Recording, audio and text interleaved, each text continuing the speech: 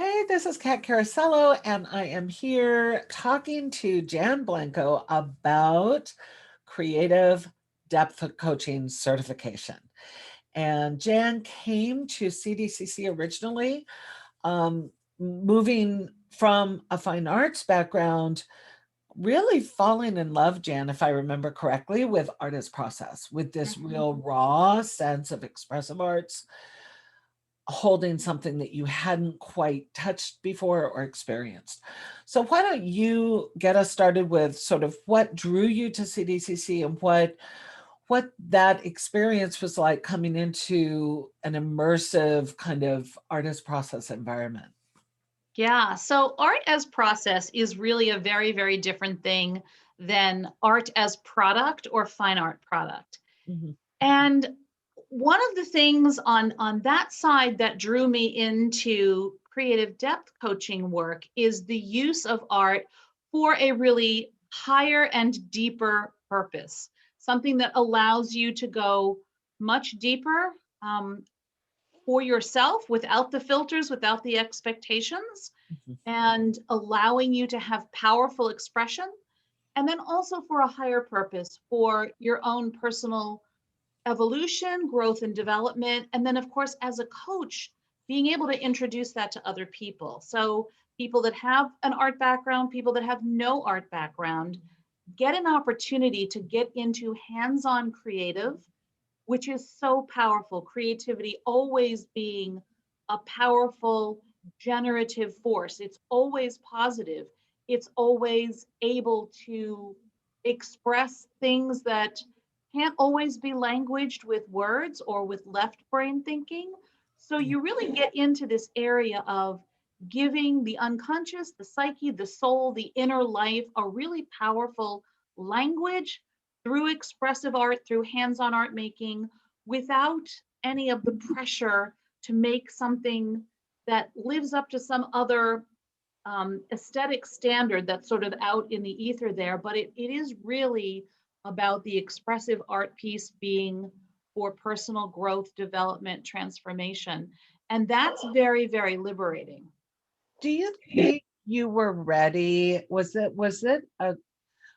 a transition time happening for you in this sort of outreach towards what I'm sort of hearing underneath the surface is a new purpose and path, almost a psycho-spiritual calling to a body of work, something where that purposeful work really was a bit of a driver for you in terms of being called into this field that was going to offer you both a certification for coaching, but a lot of experiential hands-on uh, digging into that prima materia of life. Was it both and or one or the other? It was definitely both and. So, of course, the hands-on part lets me work with papers and textures and colors and experimental techniques and really rough and raw. It also, sort of satisfies my love for like making little art journals and books and the book as the container Yeah. form. But the deeper driver was I was coming out of a time of extreme grief and loss and exhaustion and Mhm. needed a way to process that. And nothing else was really working for me until I took the hands on part. I think there's something very much important about the embodied piece, about the tearing of the paper, the stitching of the books, the pushing the paint around. There's something very, very potent about that that gives you a way to say what needs to be said. And sometimes you don't even know what it is you need to say until it tumbles out in front of you. But you can't do that if you have some expectation that at the end you need to arrive at some product. You can only do that when you're willing to sort of jump into the pool of creative expression Yeah. and the willingness to go with what your deeper inner needs are. And in my case, it was really addressing unprocessed grief and loss and exhaustion and loss around the death of my mother, but also loss of parts of self in that.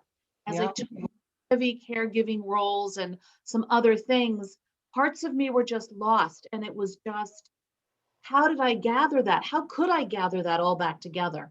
And the So hands-on.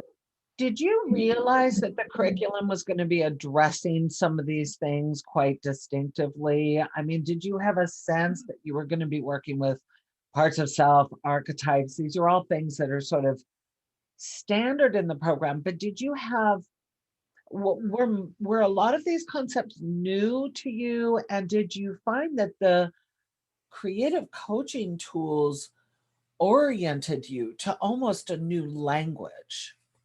So yes, definitely a new language. I had an inkling about some of this because, of Mhm. course, I had been working with you through journey circles, facilitator training, and in personal coaching. So I had sort of an inkling of what this was about, Yeah. right, from my own personal experience and how much I benefited from it. Um, but this idea of a language is really important, a visual language, a personal mythic language, an Mhm. archetypal language. It gave Yeah. me entirely new ways to frame my inner experiences and my outer experiences, and a new way to put words to them or create art that didn't need words, but was symbolic. And so the symbolic language for me became really important. A lot of the concepts were new. I had like a cursory understanding of them, but the deep dive really comes, during the coach training where you really experience it, which I think is one of the really unique things, that it's not just a book learning, and it's not even just, here's how you do this art project, go make one so that you can show other people how to make it when you're a coach. It is really using them for yourself in your own deep work, which I think is incredibly unique about CDCC, because you are totally immersed in this work for yourself first. Mhm. And then you move further through the training and you begin to see how that's applied to clients. But you do the work first yourself. And I think that's extraordinary. I always think it's this inside out experience of bringing yourself through a, a profound journey process, really a learning journey, an extended journey, and immersive. And that I almost think of it as there's a organic skill building happening along the way that is almost hidden from view, because it is that kind of deep dive and exploring and um, connecting to the things that resonate with you within the program, and then following along to another module, or drawing on a mythic representation, a story form. How much do you think visual narrative altered your experience of potential, um, shift energy, healing, wholeness? How does visual narrative assist in those operation systems, things that we have a hard time sometimes gaining on our own? Yeah. So, narrative process as a big important piece of this, or sort of personal storytelling. What is our story? Um, the ability to look at your own experiences and take a little bit of a step back from them Mhm. and then make them come alive through visual art is a way of working with what's real for me, like in my own process, what is real for me, what I've experienced, but it allows you to see it in a much broader context, Mhm. which is, I think, the saving thing, because when you're in it, you see it piece by piece, you respond to loss or wounding. But when you see it as the story, the whole thing unfolds and you get this much bigger picture, and you see how things are connected. You see where the healing needs to happen. You see how one thing leads to another. So, this ability to tell your story, I think, is Yeah. really, really important. You can be the witness to your own story, you can be the witness to other people's stories, but the narrative form elevates our experience. I think a lot of times we discount our experiences. We don't think they're important, or other people have, kind of said, what's the big deal about this thing in your life, when Yeah. it's really an important story to you, giving it a narrative form, whether it's words or whether it's through some unfolding piece of art that tells the story through images, validates that. And it affirms that your story is a big story and it's an important story and it's a story that's worthy of telling and of working with. And as you work with parts of self or archetypes or whatever it is, the healing begins to happen and you see the story literally change. You can change your story. Yeah. And, we sort of know that when you change the old stories that were wound stories or, stories that aren't ours, when you change those stories, you change yourself on the inside and how you feel about those events and about how you feel about yourself, which is exactly what transformation is. That's how it begins. So this is a really interesting point because you had certain experiences in the program, and now you're 4 years, past the program. You've been coaching, guiding process, leading groups, doing an enormous amount of work on your own schedule in the way that fits with your life and your choices, which is a fantastic way to exercise that kind of professional identity, is to develop it on your own terms, right? Mm-hmm. But Yeah. tell me what it's like to recognize and honor pieces of stories that came up during the program. And, you know, are you done with them? Do you recognize them? Do you honor them? Do they float back in? What's it like to do the work as a professional and still be in the depth work? And how do these coaching tools that you got from the program still influence you? So, what it's like to be in process for myself and then holding process for other people as I coach, I think is one of the things that makes creative depth coaching unique among all other kinds of coaching that's out there. Um, for me, because I'm in it every day doing my own work, because I can look back on, my 4 years of being a coach and a few years prior to that working with you, when I see my own development and I see, yes, stories that needed to be addressed, Mhm. wounds that needed to be addressed, shadow parts that needed to be addressed, Yeah. and how those healed, how I was able to bring in all parts of self, all experiences, even really difficult ones, and begin to piece together the whole self. Mm. That, for me, when I look at myself, I think this work is so powerful. So there's nothing better than really understanding and having experienced the work yourself to make you know that what you're offering to clients is so valuable. So, really believing in the work because I do the work. I've done the Yeah. work, I do the work, I continue to do the work Mhm. because it's so important to me, because I gain so much from it, gives me confidence to say when I offer this to someone else, it's because I value this work so highly from a personal, experiential point of view. So it's like, I want to give them the gift that's so valuable to me. I want to pass that on. In Yeah. terms of things coming around again, the work never stops. In fact, this year I've gone so much deeper. Things have come around, pieces of things, Mhm. things that I thought had been, pretty much set. I've seen a deeper layer. So there is sort of an excitement for me, even when the work touches on places that are tender or wounded. There's an excitement because you know that engaging with the coaching tools and those, those are so great because you learn them in CDCC, but you quickly realize how adaptable they are and how versatile they are and Yeah. how they can be used and applied in so many different situations. Or you could take a piece of one. Some of them are really rich and you only need to do a part of one, and that becomes a whole process in and of itself.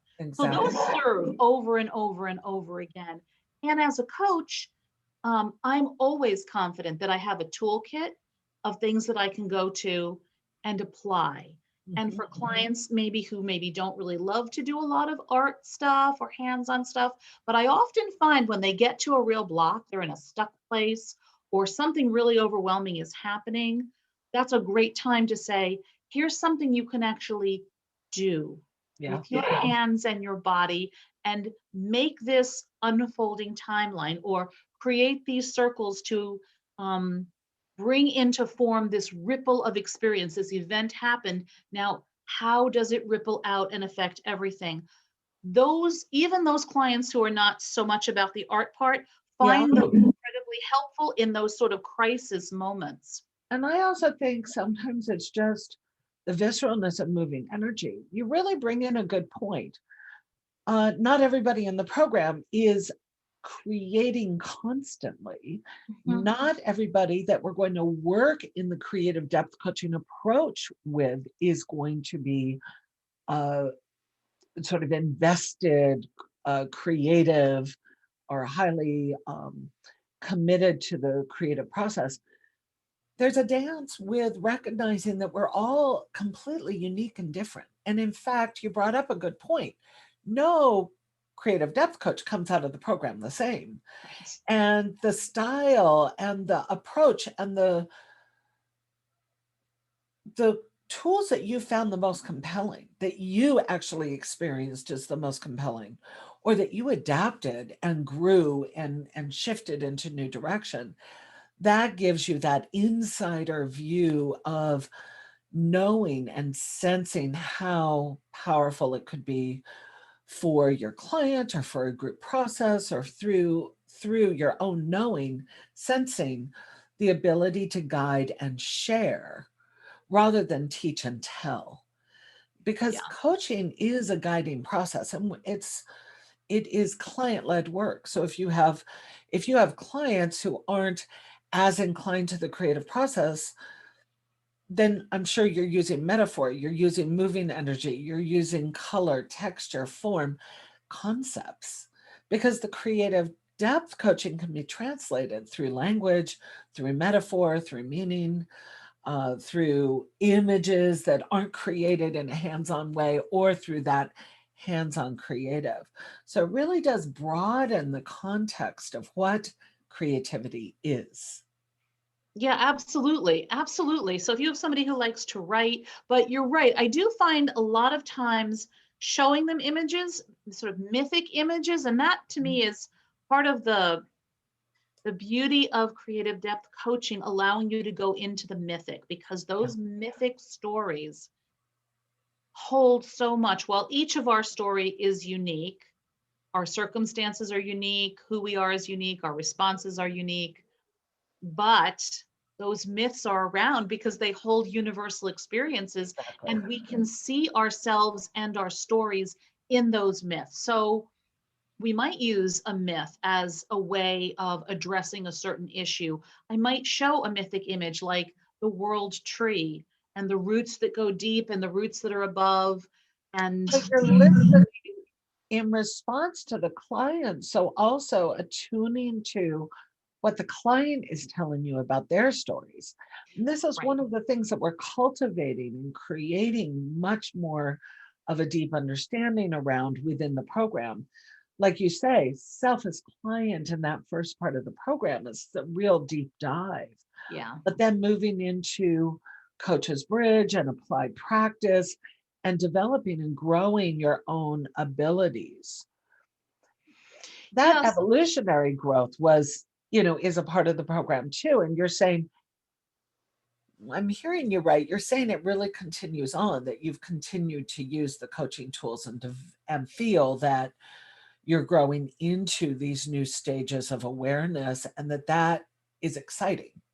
Yeah, yeah. I mean, the coaching tools are so sound. The foundation that they're built out of is so sound that it really allows for this sort of expansion and growing the coaching tools to be something that's really unique for me and the way I approach what I do. But those coaching tools, as a sort of a rock solid basis, I go back to again and again and again.